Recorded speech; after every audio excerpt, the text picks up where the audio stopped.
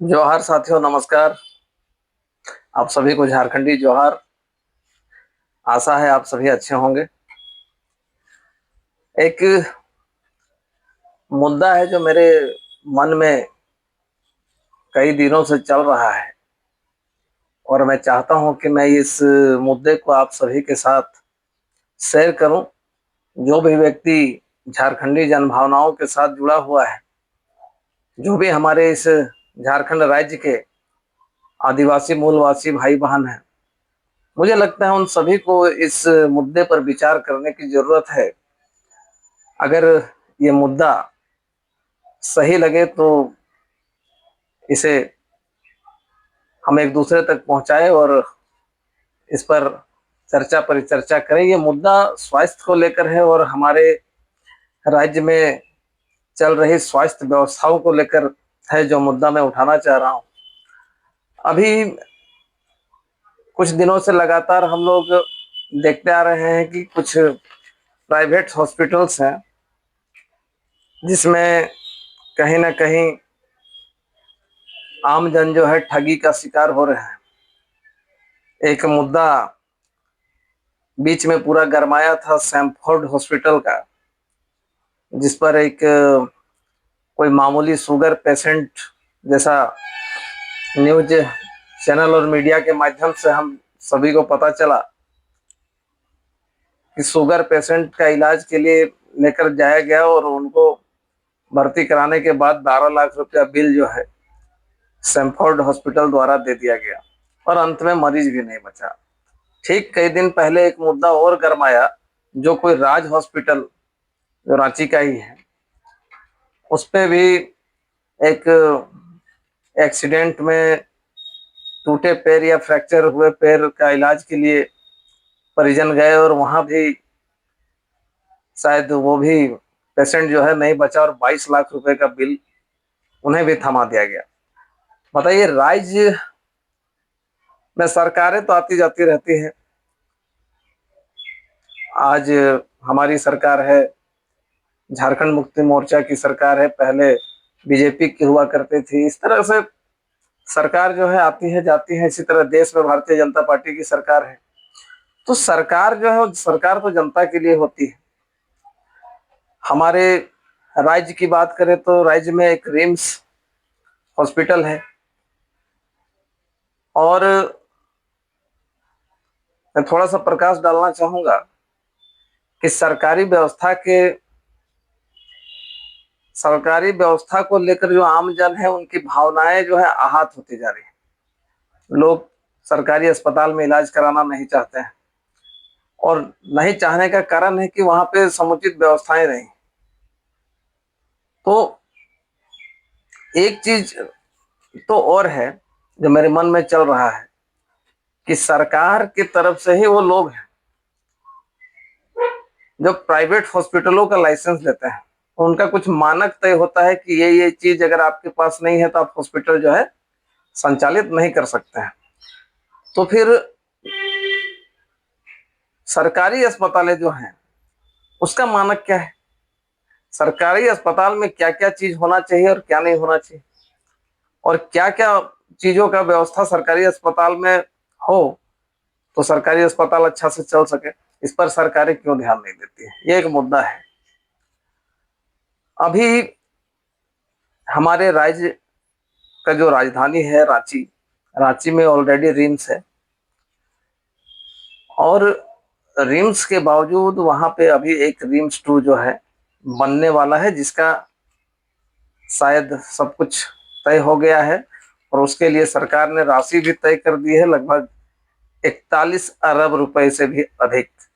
आंकड़ों में कहा जाए तो 4189 करोड़ रुपए रिम्स 2 जो बनेगा उसके लिए आवंटित किए गए हैं। 4,000, मैं फिर से दोहरा दे रहा हूं, 4189 करोड़ रुपए। तो 4189 करोड़ की लागत से रिम्स 2 बनेगा और वो भी रांची में ही बनेगा। समस्या ये है कि दूर दराज से जो लोग इलाज कराने के लिए उनको रांची जाना पड़ता है। मिडिल मिडिल पॉइंट पर हॉस्पिटल्स का निर्माण होना चाहिए था। रांची में एक रिम्स था, एक रिम्स के लेवल का एक और अस्पताल बोकारो में या फिर और अन्य किसी जिले में स्थापित करना चाहिए था। लेकिन उससे भी बड़ी समस्या क्या है? समस्या ये है कि अभी मैं अपने प्रखंड की बात से मैंने शुरुआत की थी कि मैं अपने प्रखंड की बात करता हूँ। एक दिन किसी पेशेंट को एम्बुलेंस की जरूरत थी और हमने 108 में फोन किया, लेकिन एम्बुलेंस नहीं मिल पाया। हमारा, मैं आपको बता दूं कि हमारा जो कसमार प्रखंड है ये 15 पंचायतों का समूह है और लगभग 60 किलोमीटर के रेडियस में फैला हुआ है। लगभग मैं जहां तक मैं समझ सकता हूँ 50 से 60 किलोमीटर के रेडियस में ये प्रखंड है और लगभग 1.5 से 2.25 लाख की आबादी वाला ये प्रखंड है।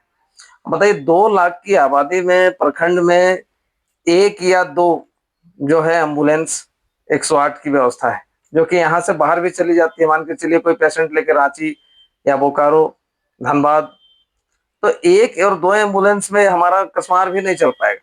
हमारे कसमार में कम से कम 5 से 7 या 8 एम्बुलेंस होने चाहिए। अब रही बात कि हमारे हॉस्पिटलों का जो स्थिति है वो बहुत ही खराब है, बहुत ही खराब स्थिति है। मैं खराब इसलिए कह रहा हूँ कि 1.5 से 2 लाख की आबादी वाला जो क्षेत्र है इस पर हॉस्पिटल संचालित हो रहा है। मतलब प्रत्येक प्रखंड में लगभग एक सामुदायिक स्वास्थ्य केंद्र है। अब हॉस्पिटल में उस हॉस्पिटल में अगर मान के चलिए एक डिलीवरी की भी पेशेंट जाती है तो अगर सीजर की व्यवस्था नहीं है, ऑपरेशन यहाँ नहीं हो सकता है। आपको मैं बता दूं कि राज्य के प्रत्येक जिले के प्रत्येक प्रखंडों में मुझे लगता है कि सामुदायिक स्वास्थ्य केंद्र बने हुए हैं और लगभग करोड़ों की लागत से बिल्डिंगें खड़ा है। 4 करोड़, 5 करोड़, 10 करोड़ की लागत से जो है बिल्डिंगें बनी हुई हैं और उन बिल्डिंगों में अगर समुचित व्यवस्था कर दिया जाए, डॉक्टरों का व्यवस्था कर दिया जाए, वहां पे जो इक्विपमेंट का जरूरत है, जो एक्सरे मशीन हो, ऑपरेशन ओटी, बेहतर ओटी, एक दो ओटी बन जाए, 2-3 ओटी बन जाए, तो लोगों को, मुझे नहीं लगता है कि अगर कोई टूट गया किसी का हड्डी, उसका ऑपरेशन यहाँ पे हो सकता है। कोई गर्भवती महिला का सीजर ऑपरेशन हो सकता है ना। सारी व्यवस्थाएं अगर बढ़िया से कर दी जाए तो लोगों को रांची और बोकारो जाने की जरूरत नहीं पड़ेगी। क्रिटिकल मामला जब हो, बहुत ज्यादा क्रिटिकल केस हो, है ना, जिसका इलाज यहाँ नहीं हो सकता है, उसका इलाज बाहर किया जाए, उस स्थिति में लोग अगर बाहर जाए तो मजा आता है। अगर मेरी माने तो मेरा ये व्यक्तिगत सोच है कि आज जो रिम्स 2 के लिए जो 4,189 करोड़ रुपए जो आवंटित किए गए हैं, अगर इसको हम लोग अपने राज्य के 24 जिलों को इस पैसे को बांट दिया जाए तो 174.54, एक जिला को कम से कम आप मान के चलिए कि 175 करोड़ रुपए आते हैं एक जिले के हिस्से में। अब हम सारे जिलों की बात नहीं करेंगे, मैं अपने गृह जिला बोकारो की बात करूंगा। तो अगर 4189 करोड़ को 24 जिलों में बांट रहे हैं तो 175 करोड़ लगभग हमारे बोकारो को मिले। उस हिसाब से हमारे बोकारो जिले में 9 प्रखंड है। 9 प्रखंड में एक एक सामुदायिक स्वास्थ्य केंद्र है जो कि बृहद रूप से बना हुआ है। उस बिल्डिंग की लागत 10 करोड़ रुपए से कम नहीं होना चाहिए, मुझे जहां तक लगता है। तो उस हिसाब से देखा जाए तो 19.5 करोड़, 20 करोड़ के आसपास एक सामुदायिक स्वास्थ्य केंद्र को मिल रहा है। तो जो हमारे पास बिल्डिंग है, हमारे प्रखंड में जो बिल्डिंग है, अगर उसमें सिर्फ 20 करोड़ रुपए लग जाएंगे तो 20 करोड़ में मुझे लगता है कि समुचित व्यवस्था हो जाएगी। इलाज के लिए उन लोगों को बाहर जाने की जरूरत नहीं पड़ेगी। गवर्नमेंट को सिर्फ करना ये होगा कि डॉक्टर और नर्स की जो है बहाली करनी होगी।